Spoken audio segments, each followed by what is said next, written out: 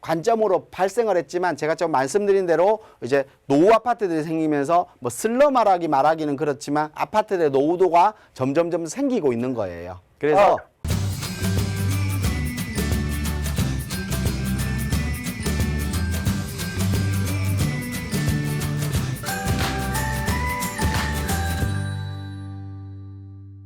어, 3번 주공 11단지를 지금 투자 목적으로 매수하시려고 하는 거예요? 예, 예, 그렇습니다. 지금 근데 결론부터 말씀드리면 예, 지금이 매수 시기는 아닌 것 같아요. 투자 목적으로. 예, 예, 그래서 저는 매수 반대 의견 드리는데요. 예, 예, 그 이유는 뭐냐면 우리가 3번이 일기 신도시잖아요. 예, 예. 그렇습니다. 일기 신도시다 보니까 3번에 이제 지금은 대부분 다 아파트들이 노후화된 아파트들이 많아요. 90년대 예. 초반에 지은 아파트들이 대부분이다 보니까 3번 주공 11단지도 아마 지금 28년 차 아파트 정도 됐을 거예요. 28년 됐어, 예, 예. 네, 28년 차 아파트 정도 됐을 겁니다. 그만큼 네. 주변 지역의 아파트들이 노후도가 이제 점점 많아지는 시기입니다. 그러다 보니까 예전에는 3번 지역이 신도시로서 아파트 새 아파트에 지하철 4호선을 이용할 수 있기 때문에 많이들 수요층들이 차올랐지만 지금은 조금 노후 아파트로 변하다 보니까 이런 수요층들이 좀 많이 차오르지 못하고 군포 지역이나 의왕 지역으로 많이들 빠져요, 요즘에. 수요들이. 그러다 보니까 의왕이나 군포 지역에 새 아파트들로 많이 빠진단 말이에요, 이쪽에서. 그리고 우리가 3번의 가격이 상승하기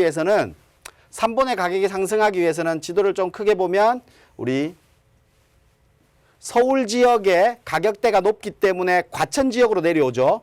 그래서 과천 지역의 가격이 높아서 평촌으로 내려옵니다. 네. 평촌의 가격이 높아서 우리가 3번 지역을 가게 되거든요. 예, 예. 3번 지역이 서울에서 내려오는 마지막입니다. 3번 다음에는 없으니까. 예, 예. 근데 우리가 이런 가격적인 메리트 때문에 이주 수요들이 발생하게 되는데 이런 3번 지역이 마지막이라는 관점으로 발생을 했지만 제가 좀 말씀드린 대로 이제 노후 아파트들이 생기면서 뭐 슬럼화라기 말하기는 그렇지만 아파트의 노후도가 점점 생기고 있는 거예요. 그래서 지금 제가 봤을 때는 그렇다고 해서 아파트가 28년 차에서 재건축에 대한 기대도 그렇게 크지는 않아요.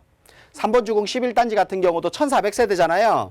네, 1400세대. 같은 필지에 세대수가 많다는 것은 일반 분양분을 많이 못 낸다는 거예요.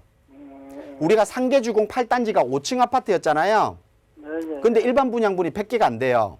그래. 그 이유는 소형 평수의 세대수가 많다 보니까 일반 분양, 이 필지에 1500세대를 만든다고 해도 100세대밖에 일반 분양밖에 못하죠. 그래요, 그래. 네, 그런 이런 사업성들 때문에 그런 문제들도 안고 있기 때문에 투자 목적으로는 저 매수 반대 의견 드릴게요. 그러면 만약에 번개나 과천으로 가면 어떤가 모르겠네.